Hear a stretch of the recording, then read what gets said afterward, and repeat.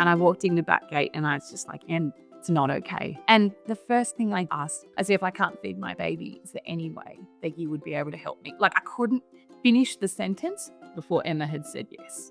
Yeah, I jumped in. I was like, of course, like absolutely I would, because Katie and I would do anything for each other. Welcome to Breastfeeding with ABA, a podcast brought to you by volunteers from the Australian Breastfeeding Association. Breastfeeding with ABA is a podcast about breastfeeding, made by parents for parents. In this episode, we're talking to sisters Emma and Katie, who were pregnant at the same time, and find out what happened when Katie was diagnosed with cancer. My name is Jessica, and I'm a breastfeeding counsellor with the Australian Breastfeeding Association and a mum of 2 teenage children. My pronouns are she, her. I'm Simone, and I'm a volunteer breastfeeding counsellor with the ABA. And in my paid work, I've had a few careers, one as a journalist and the other as a lactation consultant, working privately in the community as well as at an inner city Melbourne hospital. I'm also mum to 3 children, 1 teenager and 2 young adults. I'd like to start by acknowledging the traditional custodians of the lands we're recording on. Simone and I are on the lands of the Wurundjeri people of the Kulin Nation, and today's guests, Katie and Emma, are joining us from the Gumbaynggirr Nation. We thank the traditional custodians for their ongoing care of this country and acknowledge the long history of oral storytelling on this country and of women supporting each other to learn to feed their babies. We'll start with you, Emma. Welcome to the podcast. Can you tell us a little bit about you and your family? Thank you for having us. So I'm Emma and I'm the youngest sibling in my family. I'm a primary school teacher and I'm a mum. My husband, Brendan, and I have a 3.5-year-old son, Charlie, and a 1-year-old daughter, Lucy. And we also live with our fur baby, our dog, Fozzie. And we're lucky enough to live next door to my mum and dad and my 90-year-old grandma. Katie, welcome to the podcast. Can you tell us a bit about your family? Yeah, sure. Thank you so much for letting us be part of your podcast and to let us share our story with your listeners. So my name's Katie. I'm a mum to 3 beautiful children, Phoebe 5, Theo 3, and George 11 months. I live with my amazing husband in a little cottage in Sawtell, sunny Sawtell, like all of you. We live around the corner, from my mum and dad and my grandma. And Emma, so she's next door and we're around the corner. And my brother and sister-in-law only live 4 minutes down the road. So we're all very, very close to each other. I'm actually a teacher at the same school as Emma. We don't really seem to be able to do many things apart these days, do we? And Emma's always been my bestie and changed my life with especially this in particular, what we're talking about today. So very, very blessed to be able to sit here with you. Yeah, we're very lucky to be best buds and we do everything together. So Emma, let's start with you. I want to take you back to 2024 and you and your sister were both pregnant at the same time. Talk me through what that was like for you guys. Was it a really good experience being pregnant at the same time? Well, it's not the first time that we've been pregnant together. So we were pregnant together in 2021 with our boys, Charlie and Theo. And that was really fun and really special, because that was my first baby and I'd been an auntie to Katie's eldest baby and I was so excited to be a mum. And we knew our babies were going to grow up together. So it was really exciting and we felt really good. This pregnancy was quite different because from the start during my pregnancy, Katie experienced a miscarriage and then also her mother-in-law passed away to ovarian cancer. So that was a really tricky part of our pregnancy journey, was that Katie had had these kind of really hard experiences and then we were finally pregnant together, but it wasn't the same joy that we experienced the first time because it was kind of, I guess I was second guessing a lot of things that in my first pregnancy, I was like, oh yeah, I'm doing a great job and everything's normal, but everything had seemed normal for Katie. And then she'd had a miscarriage and it was kind of just, it changed it a little bit. And then also Katie was quite sick a lot of her pregnancy and we put it down to kind of pregnancy, but as we find out, it wasn't just pregnancy sickness. And so the fun of our first pregnancies together wasn't quite the same this time around. Of course, like it's very special being pregnant with your sister and knowing that you're going to have these babies that will grow up together. But it was just a different experience. And I know still really special, but it's interesting having 2 very different perspectives. And also I found out that I was having a girl, which was just so wonderful after I'd had a boy. So then I knew I was going to have a boy and a girl, and Katie was going to have another boy. So it was kind of fun in that we were like, oh, we're not having both the same this time. We're having a boy and a girl. And it was lovely to know they grow up together, but being pregnant together this time around was kind of hard. So Katie, what was the pregnancy like for you? Well, it was such a joy to be pregnant after experiencing a loss. And it was quite quick, actually, like that I was pregnant again. So that was beautiful. And I guess one of the other really special things was that I just found out that I was pregnant in the last few weeks of my mother-in-law becoming very, before she passed with ovarian cancer. And so we got to tell her, which was beautiful. So that was a really special part of it. But yeah, it was certainly different. All my pregnancies have been very different, but this one I was managing anxiety from the previous miscarriage, grief from losing my mother-in-law and, my husband, managing that as well and our children. And I was just really sick. I remember being so tired, like I would get up from bed and just have to sit down, and I couldn't work out what was going on. I was like, I'm tired, but I'm like mega tired. I had the nausea from pregnancy anyways. I've always had morning sickness, and I waited until kind of like nearly till I was 20 weeks. I'm like, oh man, I'm still getting morning sickness. But I suppose then I started to experience some other symptoms. I had a rash, which I put down to pregnancy as well. You get a rash when you're pregnant, all the things, you're just putting it down to that. So I was really tired. I had this rash, a very strange symptom. I remember having this conversation with Emma. I said, Em, when you're like, because we just, consult on all things. I was like, when you're in bed and you just feel like you're suffocated from laying down. When you're pregnant, she's like, not really. No, I don't really know. And can you breathe? I breathe okay. And I said, and when you're putting your clothes on and it's really like you feel like you can't breathe because you've got your hands above your head. No, I don't know what you're talking about. So I'd had tightness in my throat. And of course, I put that down to heartburn, which I'd had really badly in my other pregnancies as well. So I went to the doctor and really led her. Like I was like, it's heartburn. Don't worry. Like I just need to manage the heartburn. So of course, she's not going to be going, why would we need to investigate it further? So just went on, and it was getting more difficult. Like I was really struggling with this, like putting my hands above my head. It felt really challenging. I was struggling with my singing as well. We're both singers. And I was singing at mass for our school, and I was really struggling with that. And again, I thought I was just because I was pregnant, because you get puffed and all those things. I went to my obstetrician at 34 weeks and I mentioned this. I said, I've got this feeling like this pressing on my throat. It's very strange. She said, let's just check your thyroid. Let's just see how you go. And so she asked me to have a blood test as well. So I went and had a blood test that afternoon. And on the Monday, I'd had a scan of my thyroid. And 2 days later, I got a call from the clinic where my GP works. And they said, oh, can you come in, when it's convenient? And I thought it's my iron. Like I went, oh, I've got low iron, because everyone has low iron when they're pregnant, I'm sure.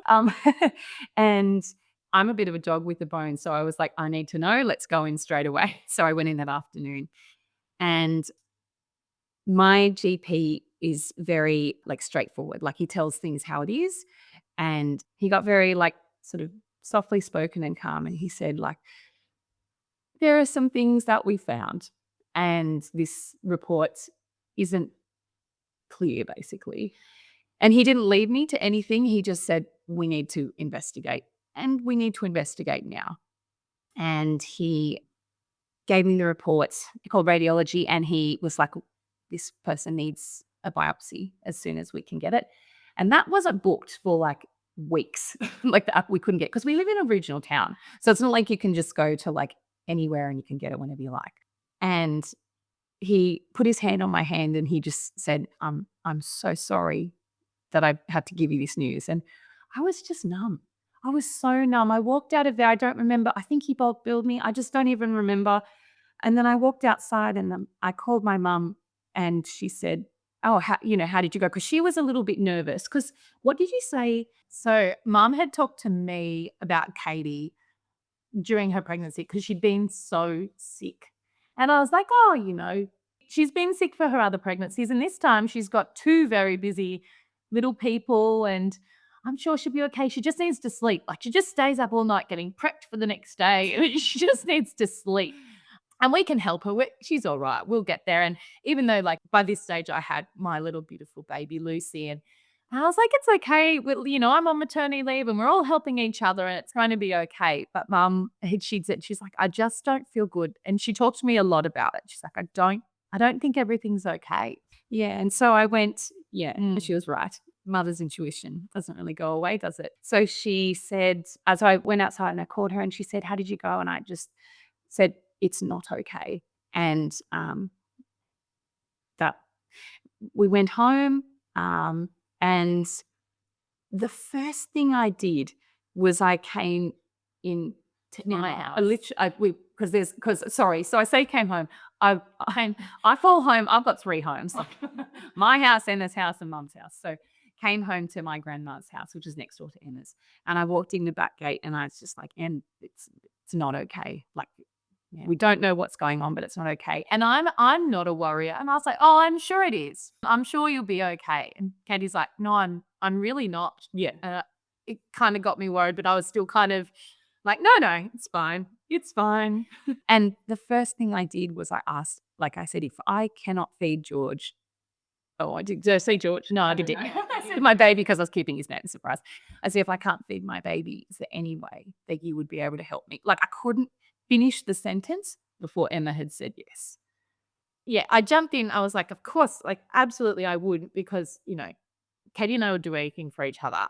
But I still was like, yeah, that's not really going to happen. Like, I think she's okay. I was in such denial for a long time. But yeah, it was an interesting thing, because in that moment I felt just so like, yes is the answer. But I remember when we were pregnant, when we'd had our first babies, sorry, not our first babies here, but my first baby and your second, Katie had said something about one day, she said, oh, would you ever breastfeed each other's babies? And I was like, oh, that's a bit weird. And I was like, no, I was like, oh, maybe if I had to, but probably not. Like, she's like, oh, if one of us went back to work and the other one had to, would you do it? I'm like, oh, I don't know. But then it was funny because, when she said it this time around, it was like just yes. It was not even a thought. I think it's just getting like growing and changing as a mother and kind of having more experiences. And I was like, yeah, that would be fine.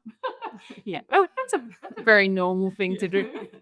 So that was a beautiful conversation. And even in that moment, literally you saying that made me go, it'll be all right. Like, it's going to be okay.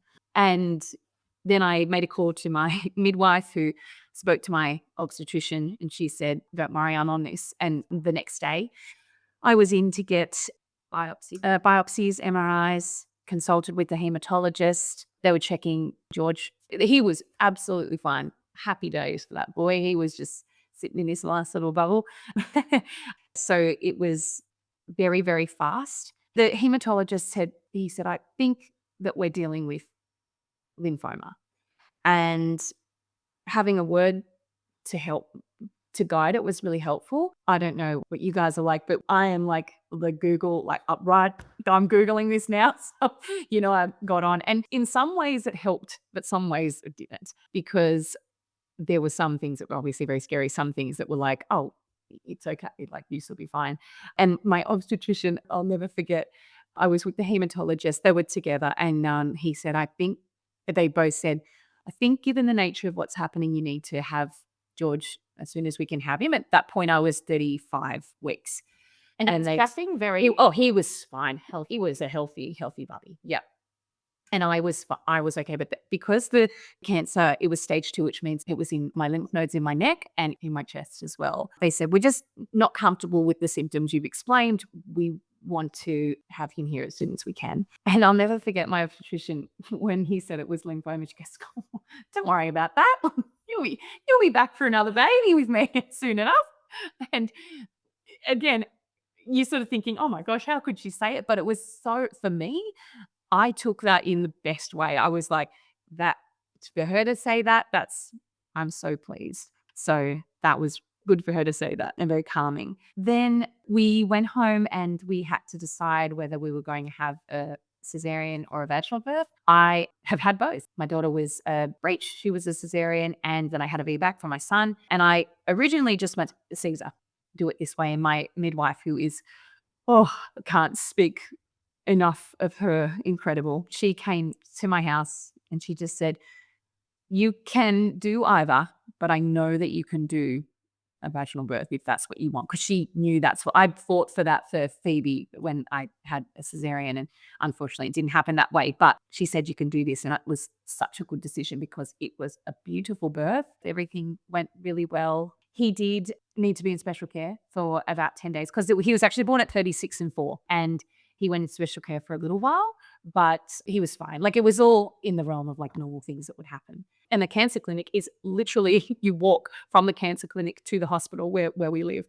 I went to get my diagnosis and I walked over to get induced the same day. I didn't go into labor that day, went home. But it's just the biggest events of your life falling in the same time. So the diagnosis was Hodgkin's lymphoma, stage 2. It was what the hematologist had hoped for. He said that would be the best case scenario, and thank goodness that's what it was. Although cancer is no fun, that one was the most favorable of what it could be. So, yeah, I was really interested to hear how the conversation came up about milk sharing. It seems like Katie probably thought of it as a very reactionary thing that was very, very important to you, and one of the first questions that you asked your sister. So do you want to just elaborate a little bit more about that conversation you had with each other, and I guess why it was important to you and what your thought process was? Yeah, so like you said, that was a very knee-jerk response from me. That was, as soon as I had heard that, I knew something was wrong. And your thoughts go with your children in all cases of everything. And that was the first thing I had a very scary thought of, I didn't know what was going to happen to me, but then what's going to happen with George and breastfeeding. And we had that initial conversation that we talked about. And then when we had the plan, so we had to wait for the results, which was anyone who's ever had to wait for results that they knew were going to be bad would understand that it is the worst time, the worst thing to wait for. But we got through that. And once we had the plan, so we knew that I was going to have chemo and I was going to have radiation, we obviously made a plan for what breastfeeding was going to look like. But if I butt in here, Katie and I both really love breastfeeding. Katie, when she had her first, I couldn't believe it because I hadn't had any babies yet. And Katie's want to breastfeed was so like ingrained. I just couldn't believe it as like someone who wasn't a mother. I'm like, why is she so like, she just really wants to do this. She's putting such pressure on herself, probably partly because you've had the cesarean. Katie had a little bit of trouble with like milk supply and a few things, and she was pumping and doing the triple feeding and things.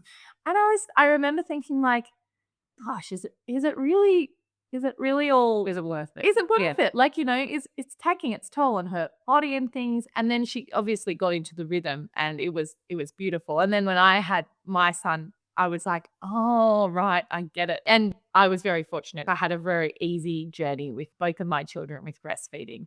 But I kind of got that connection and why she had been so wanting to do it with her first. And she did. She was amazing. And then with her second, she had a really beautiful experience as well, and without all the other things that came with the first. So she was really excited when she was pregnant again. Katie and I both knew that breastfeeding our babies together and sitting and watching our children play was something we'd really kind of talked about. Like, we'll be sitting here and breastfeeding our little babies and we'll be watching the cousins play and it'll be such a beautiful thing. And it just, when all this happened, Katie's like, well, it's not going to look like that anymore. And yeah, so what's our plan going to be? Yeah. And we sat and we spoke to the midwife who delivered both of our babies, and I consulted with lactation consultants about what would we need to do. And the plan basically was that I would feed George and pump as much as I could for 3 weeks because I wasn't starting treatment until 3 weeks after he was born. And they didn't want to delay. Like, I think they sort of toss up sometimes like, is this urgent? And I needed it urgently. But I was so lucky to be able to have 3 weeks to be able to bond with him like that. And it was, in a way, it was amazing that he was my third, so I knew what I needed to do. I started pumping the day that you asked me. Before we knew vanilla. So I've never been a big pumper because I've had oversupply. So I don't want to create any more milk usually than what I already had. It was, I was always leaking through all my clothes and things. So when she asked me, I was just, my supply was just stabilizing. So it wasn't absolutely crazy anymore. And so when she asked me, I thought, I better just give pumping a go, just in case. So I started pumping that night and then just gradually was building up from there. And we started with a freezer stash from then. So Emma had collected milk. I was collecting milk, obviously only tiny bits in those early days, and feeding just as much as I could too. But he was he had to go under the blue light for a little while. So it was, come on, mate, like we've got 3 weeks and we got limited time. So we've got to feed as much as we can. And then the plan was the week before I started chemo, I started pumping like 1 less pump every day to gradually wean down to no pumps. And then my intention was I would feed him the last feed and then just pump to express because I didn't want to get engorged or get mastitis or anything. During chemotherapy. During chemo, sorry. So that was after the last time I was able to feed him. And Emma was just pumping probably 3 times a day. Yeah. Because Emma and I are opposite ends of the spectrum with milk. I have to work very hard to get just the right amount, and Emma has an oversupply. So Emma would pump for 10 minutes and get 300 mils.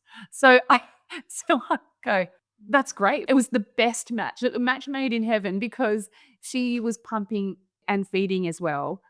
But her pumps would give her so much. Emma was pumping and feeding George as well. How many times were you feeding George a day? Are we talking about during chemo? Yeah. I reckon about twice a day, and then pumping about 3 times a day. Yeah. And then we were obviously getting him bottles as well. At this stage, he wasn't having any formula, but we did introduce formula, like a once a day formula. He was about 3 weeks old at this point, you're saying? This point, yes. Yeah, when you breastfed him for the last time before going into the chemo. And then I guess had Emma had a little bit of a practice feeding before that when you'd sort of decided to do it? Yeah, so Katie wanted to make sure that he would latch. He would latch, and he did.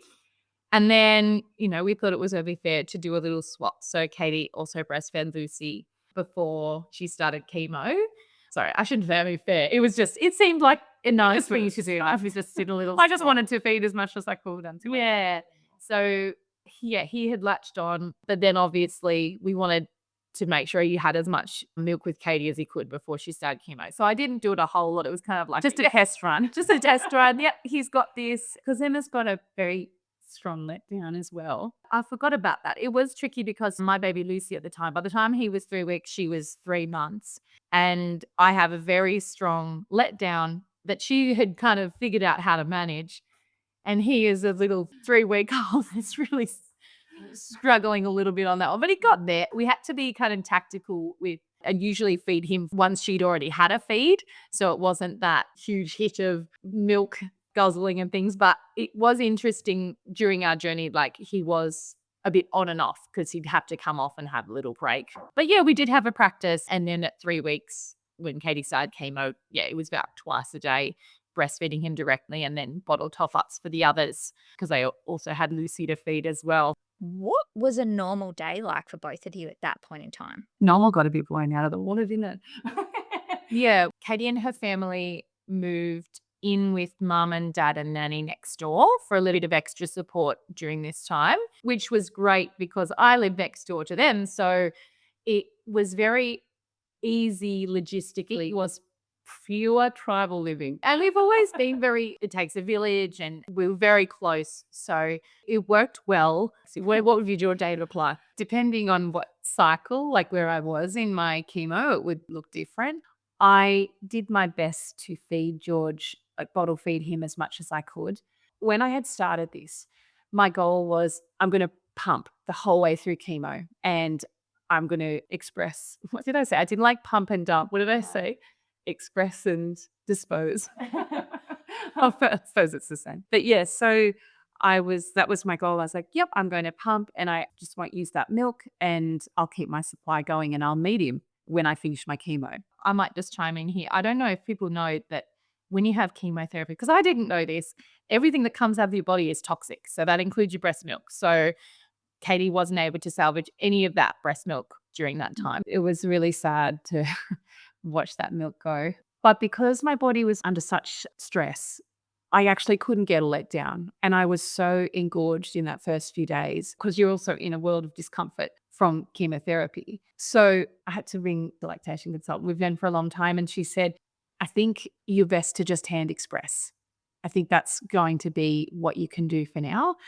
So I'm going to jump in here with some breastfeeding biology. So the letdown reflex is something that some people say to them feels like tingling or pins and needles, but for other people they don't notice any physical signs of the letdown except for their baby's sucking pattern, changing from very fast sucking to get the letdown happening to slower, more rhythmic sucking once the milk is flowing. So it's an automatic response that happens when your baby latches on at the breast and nerve endings in your nipples send signals to your brain. So your brain responds by getting your pituitary gland to release a hormone it's been storing called oxytocin. And oxytocin is the same hormone you get a rush of when you give a baby a cuddle and just feel warm and nice, especially if you're skin to skin with your baby. So it helps you relax, it helps you feel good, and it helps you bond with your baby. So we love oxytocin. And the other hormone that joins the party is prolactin. So that works on the milk-making tissue called alveoli in your breast, and it tells them to make milk. And when our friend oxytocin works on your alveoli, it makes your milk ducts widen, and it also makes the cells around the alveoli squeeze the milk down towards the nipple. So that's how it works when everything's going well. But when you're stressed or in pain or anxious, your body releases stress hormones. So while those stress hormones are there, they can stop the oxytocin from doing its job as well. Now, when you've got a new baby in the house, there's usually at least some level of stress because it can be really hard.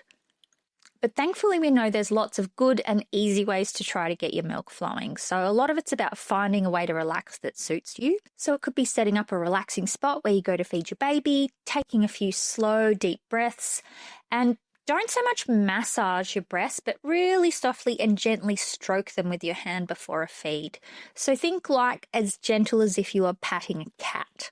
So for most people, if you think there's something happening with your letdown, it's something we can talk through with you on the National Breastfeeding Helpline and give you some suggestions that might work for you. For Katie, she switched to hand expressing a small amount because she was trying to reduce her supply as low as she could because she didn't want the changes in breast size to affect where the radiation was going. But she wanted to keep making a really small amount of milk so it'd be easier for her to build her supply back up when she finished her treatment. So it always comes down to what your goals are, and we love talking that sort of stuff through on the helpline. So if you need to, get in touch. Details are in the show notes. Back to Katie. So I did. So I just hand expressed a little bit to relieve some of the engorgement. And I don't really get engorged. Like that's just not my experience of breastfeeding. Eventually it came to the point, probably like a week later, that I would just express twice, once in the morning in the shower and once at nighttime. I was so strict with sticking to that because I knew I want to relactate, and because I've done a lot of research, I want to relactate, and if I can keep a little bit of a flow, it is going to be phenomenally easier for me to do it.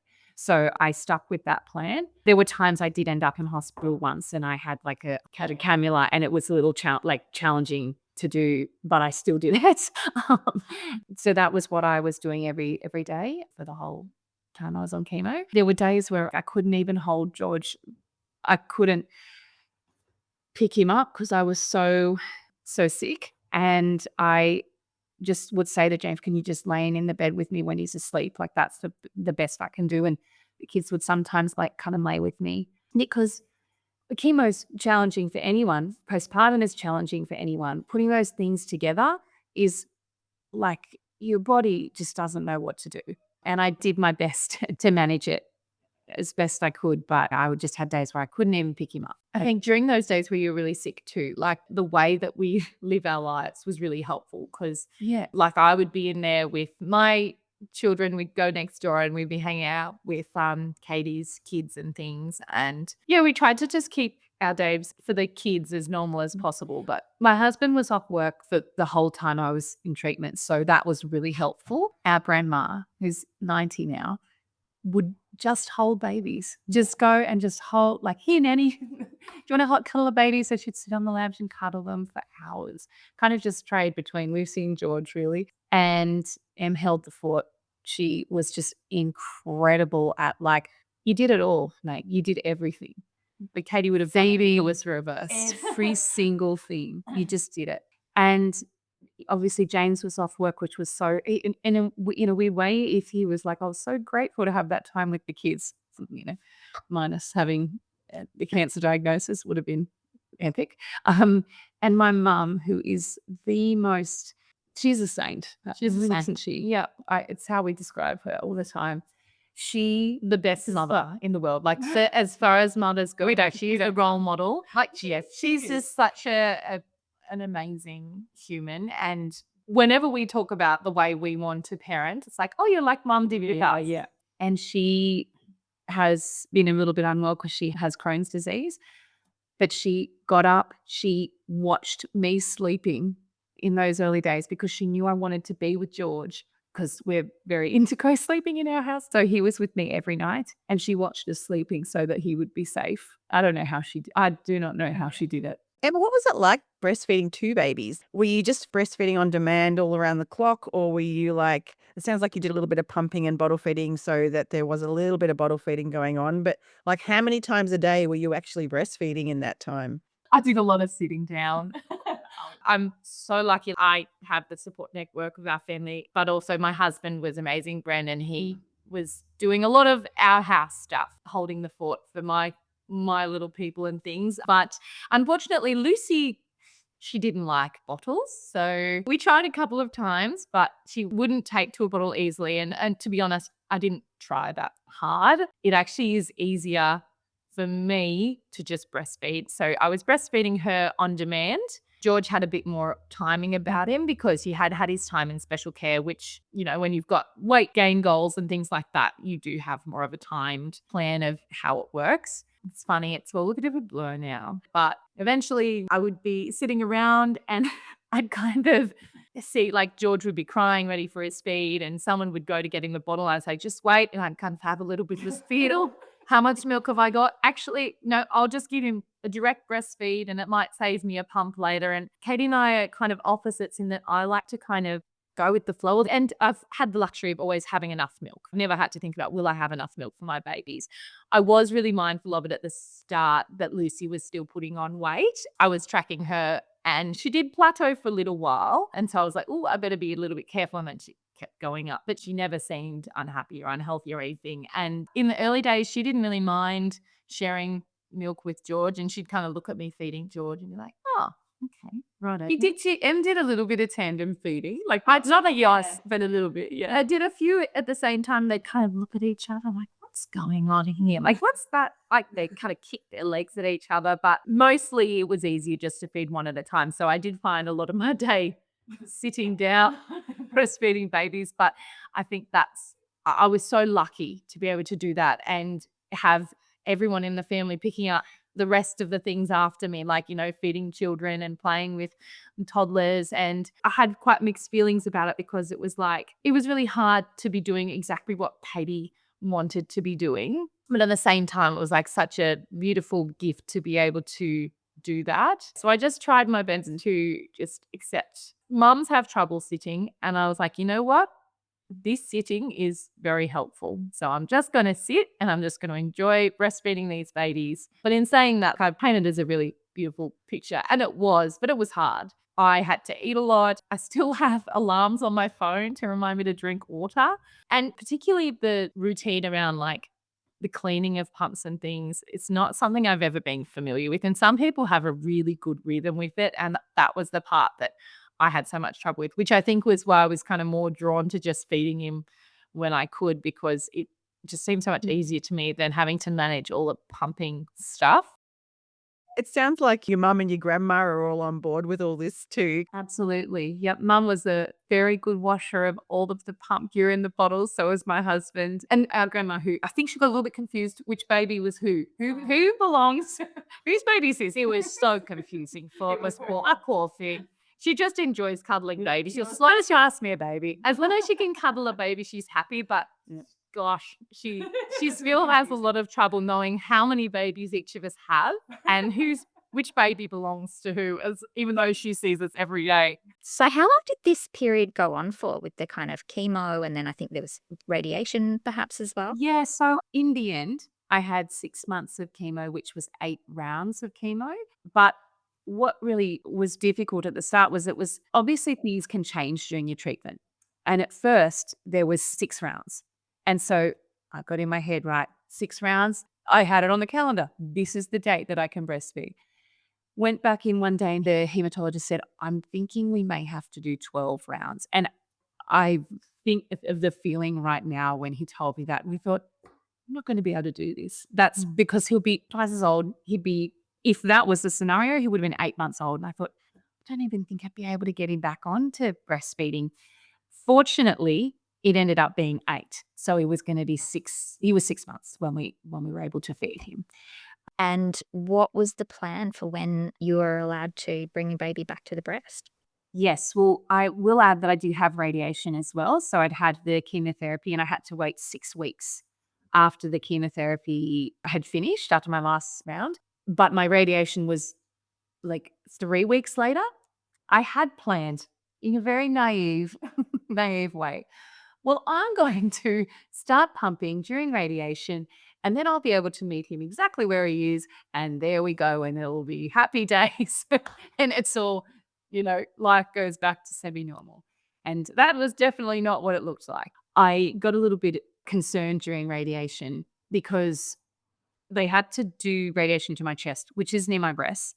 And I was worried that if I was pumping, that obviously if you're making more milk, well, sometimes you're more full, you're not full, then that could change the trajectory of the radiation therapy. And I thought, I'm too nervous to do that. So I decided not to pump during radiation. So I waited a little bit longer. However, I did keep expressing during just my morning and afternoon express. But once we were ready to go, radiation had finished, I got on the pump like nobody's business.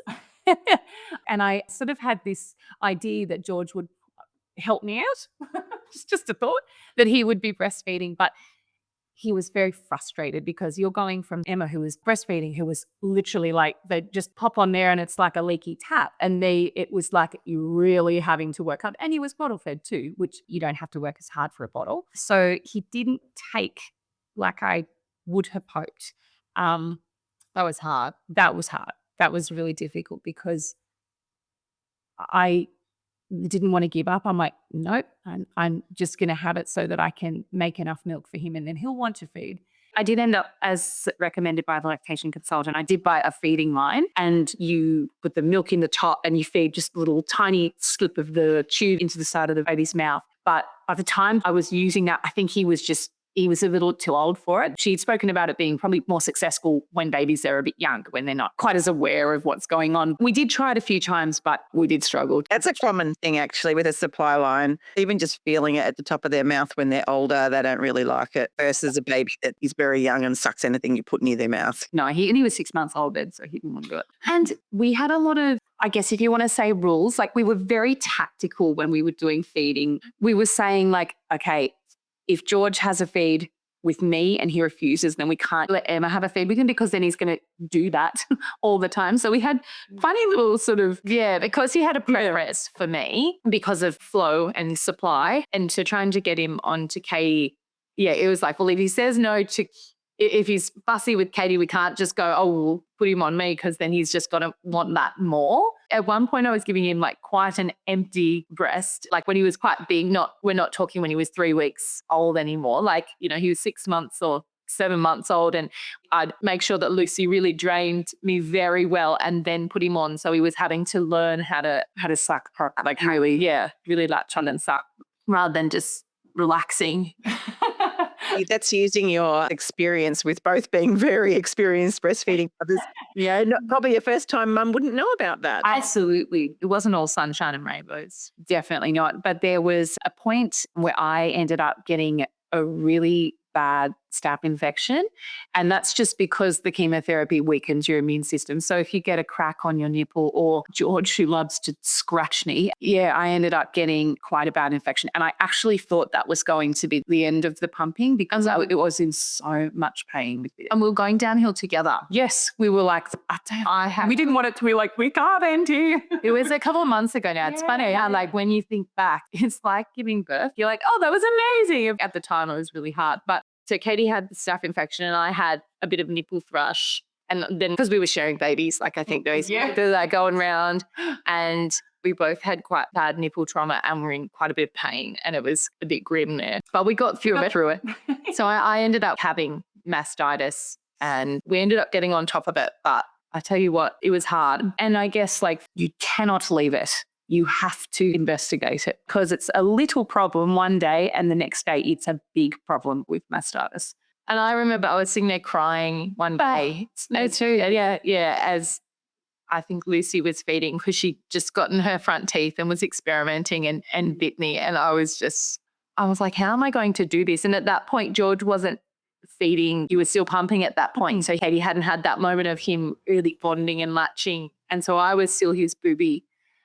And I was like, I don't know that I can feed two babies. I can hardly feed one. Like I am so sore and pumping was really hard. And this wasn't even like that initial stages of breastfeeding. Right. And this is like 3 babies in, 2 babies in, like we were struggling. I had to apologize. Well, not apologize. And I was like, Katie, I can't use the pump and express. I'm just expressing in the shower because it just hurts. I'm just watching milk go down the drain, but it's what I have to do to get through this time because I can't have anything else on my nipples. They are so sore. But yeah, we got through that, but it was hard. And we're lucky we had each other, I guess. And that was the point of you saying like, I'm much more of a planner than Emma. Yeah. So if you look at our text message history, most of it will just be bottle or booby. Like a question, are we having bottle or are we doing boobies or bottle? Oh, one of the other tricks. So I mentioned that when they were younger, they kind of didn't really notice each other. But as they got older, they kind of get a bit jealous of each other having booby milk. So we kind of, once Katie was breastfeeding and trying to get George on the booby, we would see if Lucy would have a go with her.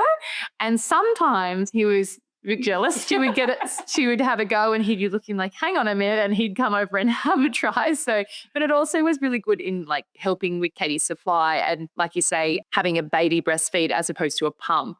Like does wonders for you. And I did a lot of like, I put him in the shower with me all the time because when I was going through chemo, I actually couldn't even have a shower with him. So when all that was over, I'd get in the shower with him. We'd have a lot of skin to skin, even like playing on the bed and things and just all sorts of things to try and like go, this is a good option, mate. We should get back on there. And it's funny, I think Lucy, she didn't have the pressure of like needing to latch, and she also was only breastfed and hadn't ever taken a bottle, so it wasn't quite the same as him trying to latch. So she was actually fairly happy to latch onto Katie, I think because it wasn't her bread and butter. So I was pumping a lot and not really seeing a lot of change. Putting George on, maybe if he was asleep, I'd sort of just pop him on really quickly, but he was sort of too sleepy for that and it wasn't really working because he would have been getting a few drops anyway. So I spoke to a midwife who had been helping me this whole time. And I got onto a world-renowned lactation consultant. Oh, my word. This woman, I thought I knew about pumping. She was absolutely instrumental in the journey that we have had. And aside from all the wonderful support that I've had from my family, she's the reason why I'm able to feed where I am now. And she suggested going on some domperidone, which I had been on for Phoebe anyway. So I knew that I was on a very high dose. So on domperidone, I was pumping up to 10 times a day, including through the night, power pumping where I could. I had hired a hospital grade pump. That was wonderful. I had a portable pump as well. So it was just pump. That was as much as I could do. And I got to a point because I was consulting with the lactation consultant, and I reckon it was 6 weeks because the radiation therapy makes you really tired and the symptoms aren't the same as chemotherapy. So you're sick and then you're better, you're sick and then you're better. Radiation works so that you're okay, and as you have more and more and more, because I was having radiation every day, it impacts you more and more. And once you finish, you actually impacted more because the effects are still going. So I was incredibly tired. I was getting up at 2 o'clock in the morning to pump as well, just literally falling asleep on the lounge, like slumped. Oh, the pump's still on, like 90 minutes later. And I'd gone from making about, oh gosh, sometimes it wasn't 5 mils in 20 minutes to eventually being able to pump about 100 mils. But that took long. That was, I reckon, 3 months. We were going to move back to our house, like around the corner, which is not far, but we couldn't because there was no way I could manage the pumping and kids on my own. And my husband was there, but he'd started to go back to work a little bit. So Emma and Mum just kept on going, kept things normal. And eventually we'd moved home and we did a little bit of bait and switch. So a lot of the time Emma would feed George and she'd say, he's falling asleep. Quick, come sit next to me. I'll put him onto you. So Nikki and I'm sounding you always. And that was amazing. I think it was actually like biggest hack. Yeah. I won't say shit. I did it with the bottle as well sometimes. It was always as he was falling asleep. He really didn't want to breastfeed when he was really hungry. Understandably, I didn't have enough. He was hungry. But when we went home, he just sort of, I don't know, it was like a different environment. And he was like, oh, you're really the only option I have here. So I think I might have a go at this. And he just started to feed. And it was overnight. Like it just suddenly something shifted and he decided that he wanted to breastfeed. And so I just went from a combo of breastfeeding and pumping and still wanting to do a lot of pumping because I was so scared to lose my supply after I've been working so hard. And so he just started feeding and I got this special chair and my vision had always been to sit in this chair with my little man and breastfeed him and just everything else slows down. And we got there. Like that's where we are. That's what we're doing now. He is feeding like, probably every 2 or 3 hours. This boy loves a good booby. And I'm pumping maybe once in the day. Feed doesn't have a big feed. I still keep the pump at night just in case. But this is kind of only a very recent change, like in the last few weeks, because he's 1 in 2 weeks. Very interestingly, like I would often give him formula to take the pressure off. Like we were trying to extend our milk, right? So he would have a formula feed before he went to bed and he didn't wake up. And now that he is breastfed, my, he wakes up a lot just for a little, snack every. But anyway, it's the most beautiful thing. And in that first little bit of time when he really started to feed, I think I cried every time. Sorry, it's a bit emotional. I think I cried every time I fed him because we did it. Like, yeah, we did it. It was so hard, but we got there. And I said to the lactation consultant, I just want bonding. And we got it. It was amazing. I said to Em, like, people wanted to help. And I had the most wonderful, people making meals, taking our kids to play, people coming over to do art with them, like most generous, beautiful things. But the one thing that I wanted was for my child to be fed. And I got the next best thing. And there was some donated milk in the mix too, wasn't there? How did that come about? Just through this journey, we found the most beautiful community of women in all places. Like, it makes me teary. Sorry. We had our cousin, she was actually 10 and feeding her 2 children. So she had a 2-year-old and a baby, and she decided to tend and feed, which was something I remember thinking, oh gosh, I'd love the idea of tend and feeding, but I think it'd be really hard on your body. Like, I've heard people I don't think I'm cut out for that. So I was always, really admiring her for that. And then here I go, tend and feeding.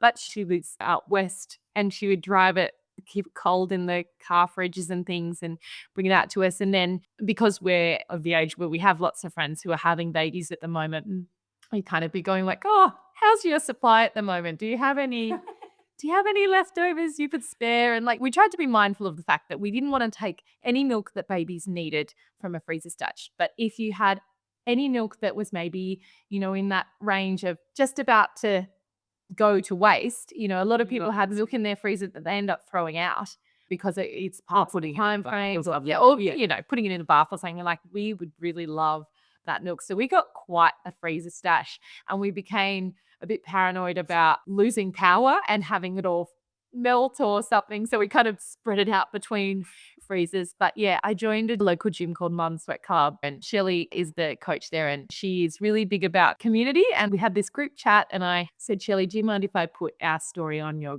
group chat? She's like, yeah, go for it. And so many beautiful mums donated, but we didn't know. I'd only just joined the group, and so many mums were like, oh yeah, I've got some milk, and oh, here, come and pick up at this time, or I'll bring it to the gym for you. And so that was how we built up our freezer stash. And Katie's got some other beautiful friends as well that had been helping. Lots of our dear friends that had babies at the same time just came to the rescue. They heard about our thread. They're like, oh, we have milk, come on. And so we were getting these random milk deliveries, and it was just beautiful. And I know when I was in the hospital and knew that breastfeeding wasn't going to be an option, I had called a couple of my friends, and yeah, it gets you, doesn't it? Yeah. I called some of my friends and I said, this is what's going on, and if there's any chance that you have any spare milk, and they were in tears, like, everyone's always crying. And yeah, it was so beautiful. One of the coaches at the gym too at Mum Sweat Club is Amy, and one day she was walking around with like the catches, like where you just catch your let down. She's like, if you're wondering, like, I haven't had a boob job, I just look bigger today because I've got my catches in, catching whatever flows on you today. So yeah, it was quite an amazing community of women that really helped come together for Katie and George. And I just think that's such an amazing way to use your milk. And I would encourage anyone with any kind of extra supply of milk, if you're a breastfeeding woman, even just joining one of the Facebook pages that have mums on there asking for help and things. I don't know how much of this you guys can promote. Yeah, so ABA has a position statement on donor milk, so the link for that is in the show notes. But basically, ABA supports families to make informed decisions about donor milk and milk banking. That includes recognising that some people do use informal milk sharing like what you did. And I'll just read out the passage from the document. The association strongly encourages mothers to ensure that they are well informed of the potential risks and benefits of donated human milk, the methods available to minimise risks, and to make decisions based on their own individual circumstances. So what sorts of conversations did you have with the people who came to you through this informal milk sharing kind of agreement? It was so amazing to find these mums that would be helpful in our journey. Yeah, we did explain like what was going on, and we're a bit of a package. So we explained like Emma is breastfeeding my son until I can, but I wasn't making enough milk to sustain him entirely. So he needed some more. So like we had built up quite a good stash originally between us. And we were, as he got bigger, we started to eat into that stash, and it was kind of getting smaller. And the goal was to get into a year. We wanted to get into a year on breast milk, and we did that, which was amazing. So there were some women who, even friends like I haven't seen for a long time, like, and some friends of friends who'd heard about our story. Yep. Apart from our cousin who lives further away, everyone was within our community, which is incredible. But I think the story of what was happening was very widely understood. Yeah, what our goal was, and we're so beautiful and accommodating. And so many of them couldn't do milk, but they help in other lovely ways, and we'll always be really grateful for that. Yeah. Did you ever get anyone, I mean, obviously this is all really positive and everyone's really amazing about it, but did you ever get a few raised eyebrows or anything sort of curiosity like, hang on, you can do that? I mean, we're in breastfeeding circles here, so we all know about it. And my grandmother fed like another baby in hospital and things like this. So everyone's got their stories of whether we call it cross nursing or, breastfeeding, and you probably would think maybe among friends or sisters that could be something that happens. But did you get people that didn't really understand or anything like that? Not in my experience. I think you have to be pretty game to say to take it on.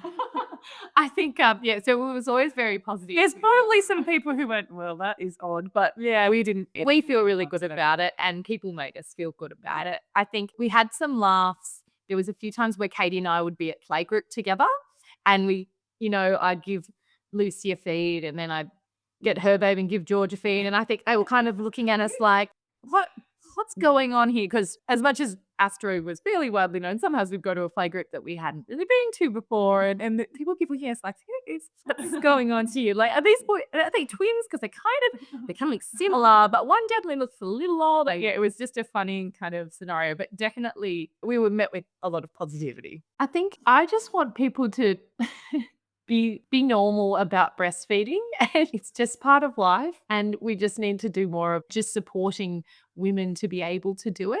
I originally was like, oh no, I wouldn't breastfeed your baby. Like, that's a little bit weird. And I just think we need to normalize it. It's just milk. I shouldn't say it's just milk. It is in no way but just milk. And where we are now, I've actually been feeding Lucy as well, which is like amazing because I've gone back to work just a small amount. But so Katie's around in the day. And so, yeah, they come up and they have a little feed together, but they're both standing up. It's very funny seeing these two little standing up bubbers. And it's the most incredible special thing for me. We're in a breastfeeding world in the community, so it doesn't seem on to us. It just seems like what we're meant to do.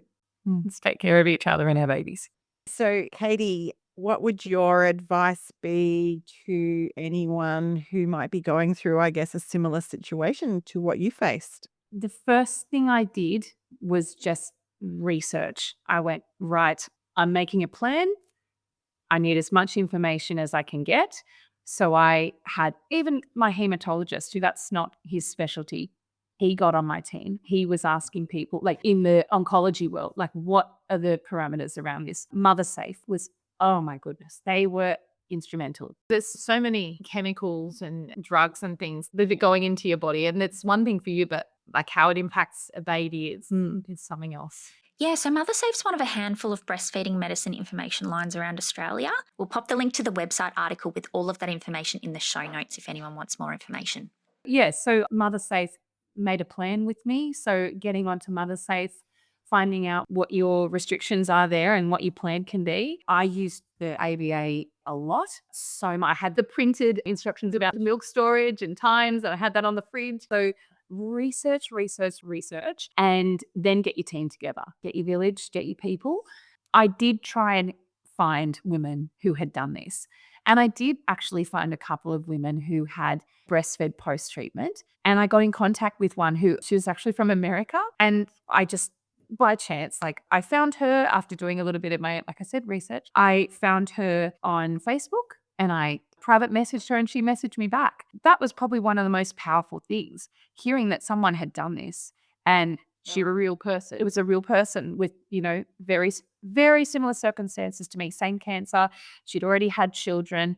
She just pumped and she did end up feeding her little person at the end of her cancer journey. So that was so inspiring to me that I was like, well, yeah, it's been done. We can do this.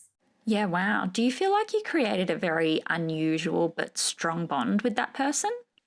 I had spoken to a few women who had been through my circumstances and did definitely get quite a bond with them. As much as Emma was incredible, nobody else understands unless they're going through exactly what you're going through. And she got it. And it was really lovely that we were able to get in contact to be able to give me a little bit of a twinkle of hope that we would get there. And I think it truly got me through my chemo. I just was like, that's my goal, breastfeeding my child. And I had this image in my head every time I pumped, every time I expressed, every time I was just like, this is so hard. I was like, but I'm going to feed my child. And it's 2 weeks from George's birthday. And I remember saying, I'm going to look back on all of this in a year's time and just say, we did it. And we did. We've done it. So anyone who has a similar thing, there are lots of ways that you can get support. Please do your research, get your village together and get a good pump.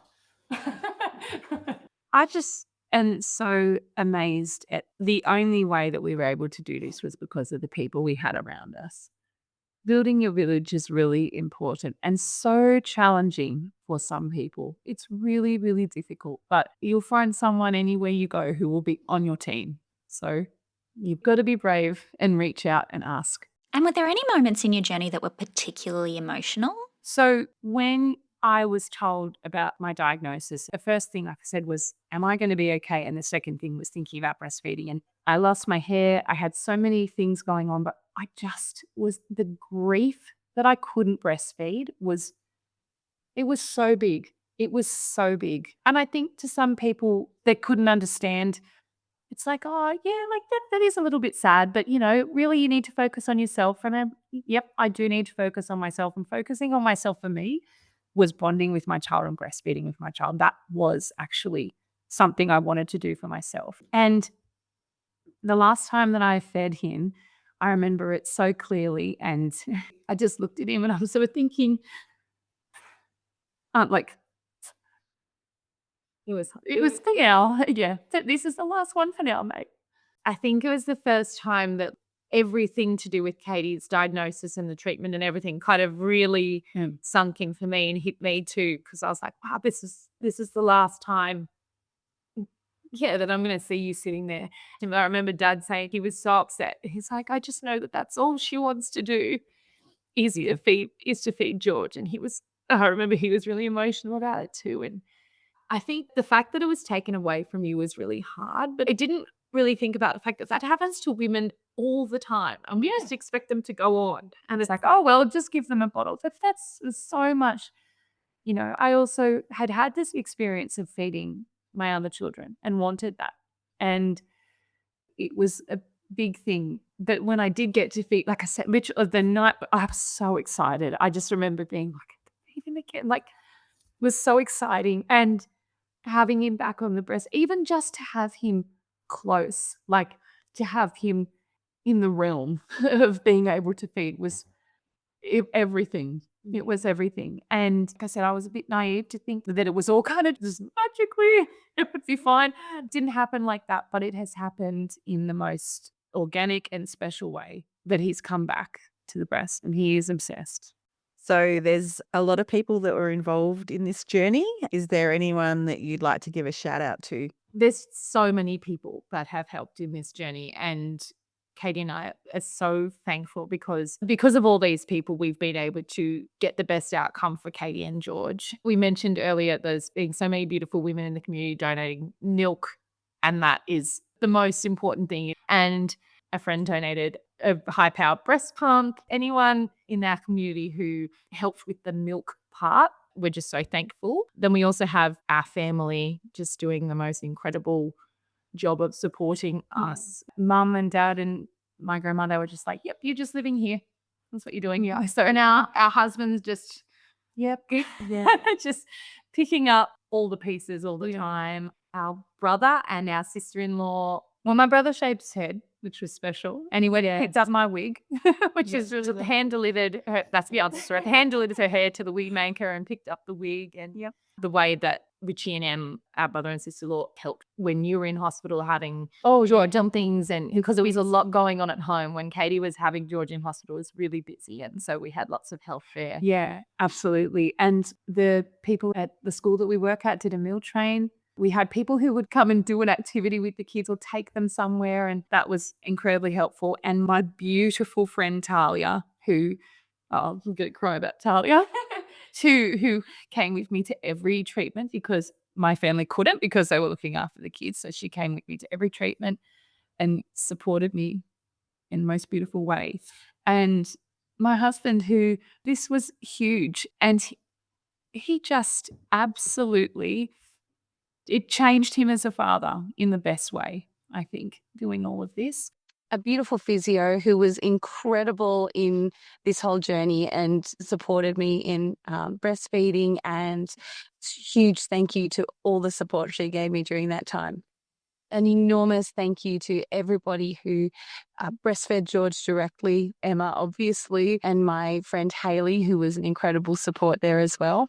I did want to say thank you to Dad. I'll just say thank you, Dad, for letting me boss him around while he helped me look after kids when James was helping with Katie or Mum was helping with Katie, and Dad just was really cooperative and compliant as I bossed him around. So thank you so much for everyone who did all different little bits and pieces, from the meal trains at school to helping look after our kids. And, my mother-in-law and her partner, they came and they helped with some yard work and things. Like, it was just really, we felt really supported by lots of people in the community.